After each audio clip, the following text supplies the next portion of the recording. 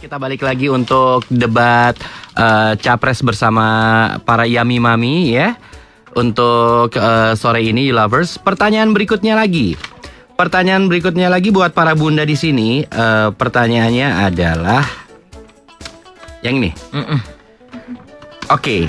Buat Anda yang mendukung capres tertentu, bagaimana menurut para bunda ini performa dari para capres dan juga cawapres pilihan kalian masing-masing? Oke. Dari Bunda Lisa, silakan. Performanya gimana? Performanya?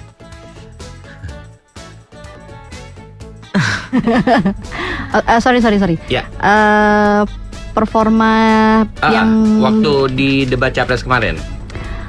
Kalau performa pada saat debat capres kemarin itu memang terlihat pasangan nomor 1 itu dengan gamblang memberikan detail tentang program kerja atau nggak umum ya, maksudnya mereka bisa menceritakan apa yang mereka dengan kondisi sekarang.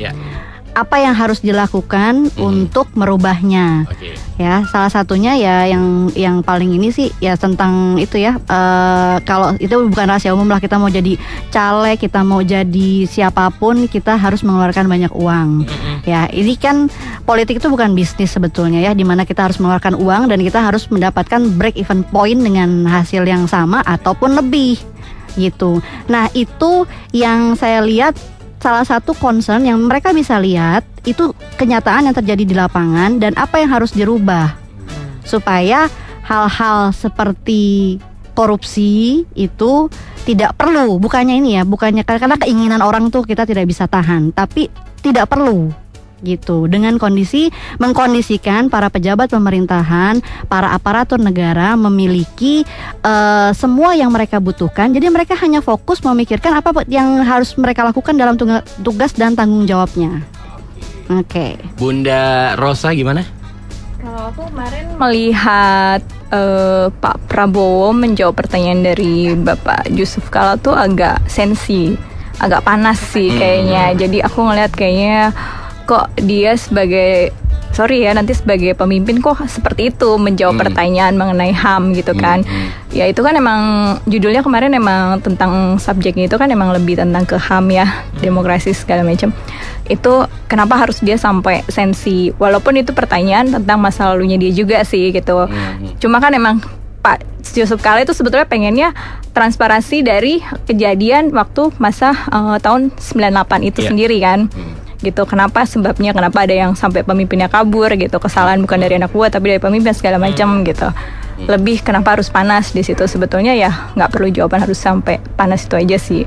Tapi kalau ngeliat dari yang nomor 2 sih, mereka menjawab ya masih dengan batas-batas yang tidak perlu sampai panas segala macam itu aja. Jadi saya sih lebih tetap memilih 2 sih. Performa yang seperti itu ya. Iya, jadi agak-agak kalem gitu. Iya gitu. Jadi ibaratnya kalau di sana panas, sini panas ya. Jadi dua-duanya tegang gitu. Lebih baik kan ya salah satu juga harus ngalah gitu kan. Gitu aja sih. Bunda Dewi gimana performa dari pasangan nomor 1? Kalau aku lihat sih pasangan nomor 1 tuh performanya waktu menyampaikan visi-visi, terus tanya dalam arti tadi tanya jawab yang ditanyakan baik dari hostnya maupun dari tim 2. Aku melihatnya performanya sih cukup oke. Tadi kalau misalnya dibilang Bunda Rosa kok sensi sih jawabnya. Nah balik lagi tuh kayak tadi yang Bunda Lisa bilang, seharusnya kan kita sebagai calon pemimpin negara tidak perlu mencari kejelekan atau keburukan dari pasangan calon istilahnya capres yang satu gitu. Kalau aku lihat jadi sih, kesimpulannya keburukannya ditutup gitu atau gimana? Enggak, aku melihat kenapa harus memperdebatkan istilahnya tadi kejelekan gitu kan. Terus kalau aku lihat sih dari cara menjawab kan, kalau dari tim 1 tuh kan jawabnya kan ya tegas terus sistematis. Nah kalau aku melihatnya malah 2 tuh ya kalem-kalem gitu. Keep calm ya. Jadi butuh ketegasan gitu. Nah itu yang disuka sama Bunda Rosa, keep calm, keep Wallace ya kan. Wallace. Dari kubu netral nih. Kalau Nisa gimana nih, Bunda Nisa? Kalau aku ngelihatnya gini ya, ini kan posisiku kan masih netral, jadi memang masih melihat.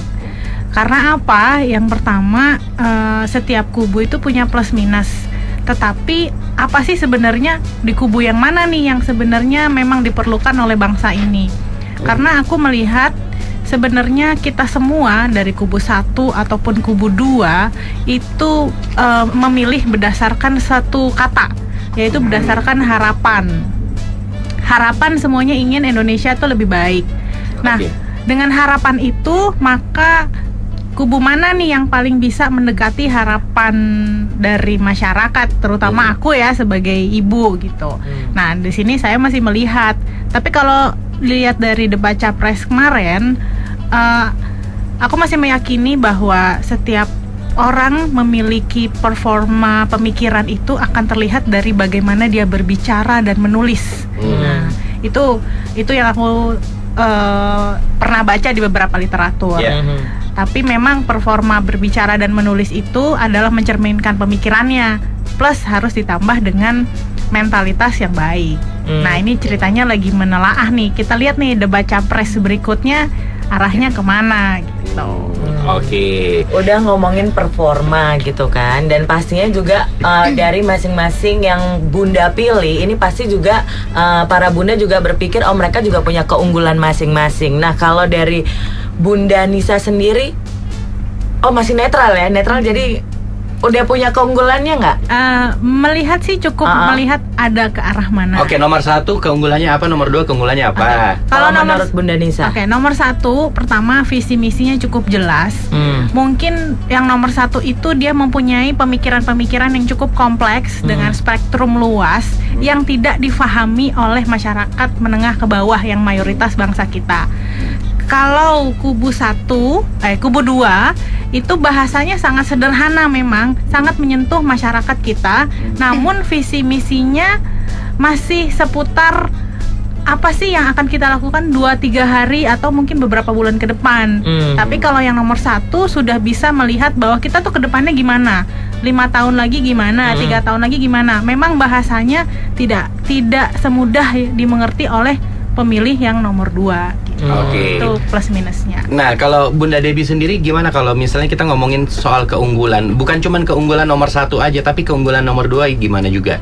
Jadi nomor 1 keunggulannya apa, nomor 2 keunggulannya apa? Ya? Nggak apa-apa. Keunggulan dari nomor 1 kalau aku melihatnya memang karena dia lebih kelihatan sistematis, terus lebih terlihat tipe leadershipnya, leaders as a leader. Aku melihat plusnya di situ.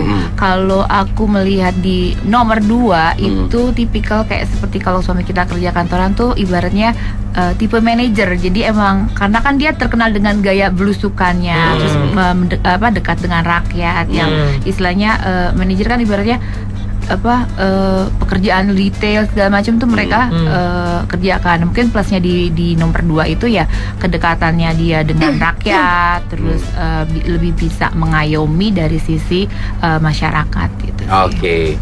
Kalau silakan Bunda Rosa, keunggulannya? Kalau nomor 1 dan 2. Nomor 1 dan 2. Keunggulan 1 sih kalau aku lihat memang dari Bapak Prabowo dan Bapak Yusuf Kala itu sebetulnya dalam hal teknis berbicara sih emang oke.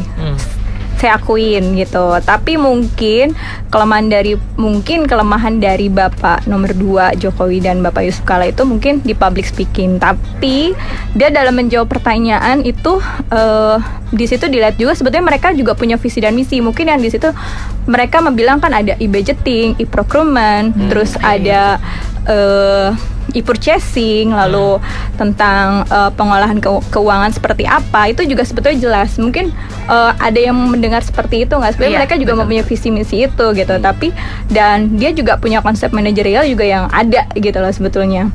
Jadi emang mungkin kalau dari segi berbicara sih emang dia mungkin kurang dari public speaking sih. Semua juga mungkin mengakui, jadi masyarakat juga mungkin ada yang tahu ya dari alamnya segala macam. Mungkin ya biasanya dari Jawa kan udah tahu lah ya.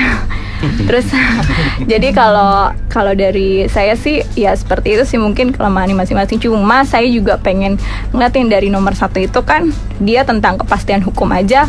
Dia kan punya contoh kasus yang pribadi personalnya aja tidak diselesaikan gitu. Gimana nanti ke depannya untuk bangsa kita juga gitu. Harusnya itu jadi pemikiran juga buat kita untuk dalam hal memilih gitu.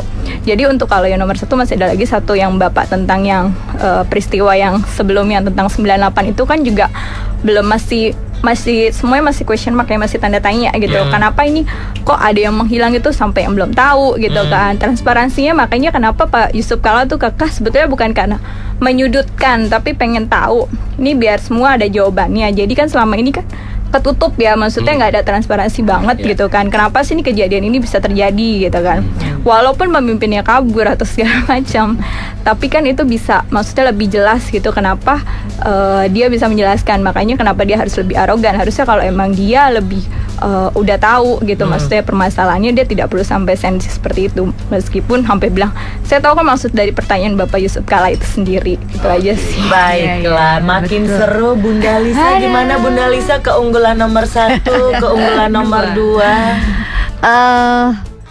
Saya setuju ya sama pendapatnya Bunda Rosa. Karena menurut saya untuk suatu konsep kenegaraan itu kita perlu melihat dari spektrum yang luas. Itu yang pertama.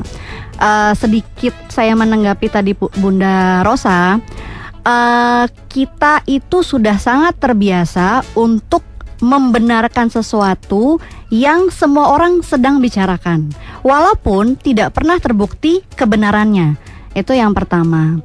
Saya juga tidak tahu, kalau ditanya saya benar apa enggak, saya juga tidak tahu. Tapi kita bisa melakukan research ya. Itu yang pertama. Yang kedua, banyak sekali juga kalau seandainya saya di posisi nomor 1, pada saat saya ditanya masa lalu yang tidak terselesaikan menurut mereka, Senturi apa kabar? Baru banget, belum terselesaikan juga. Menteri Keuangannya kemana? Wakil presidennya masih ada dan presidennya masih menjabat. Saya tidak untuk menjelekkan salah satu pihak, tidak. Hanya saja saya mengajak kita semua untuk berpikir euforia atas sesuatu yang baru itu bukan menjustifikasi suatu kebenaran. Itu menurut saya. Jadi itu makanya saya butuh negara itu dilihat jangka panjang. Saya sebagai project consultant, saya nggak bisa kasih ke klien ini plan A. Kalau plan A nggak bisa, plan B-nya gimana? Solusinya gimana? Saya harus memikirkan jauh ke depan semua kendala yang akan timbul dari suatu proyek tersebut. Apalagi presiden. Mungkin dia harus berpikir 10 tahun mendatang. Bagaimana apa yang akan terjadi? Jadi itu konsep yang jelas, suatu ketegasan untuk mengatur 260 juta negara loh. 260 juta orang yang harus diatur, yang semuanya pemikiran macam-macam. Saya nggak bilang pasangan nomor 2 itu jelek, tidak. Mereka punya kelebihannya, mereka jujur, mereka bekerja keras, dan mereka juga memiliki integritas tertentu. Tapi coba kita berpikir lagi, ini suatu ini kita memilih presiden loh, kepala negara. Banyak kriteria yang harus kita pertimbangkan. Oke, kita lanjut lagi ntar ya. Jangan kemana-mana. 94,7 UFM Jakarta.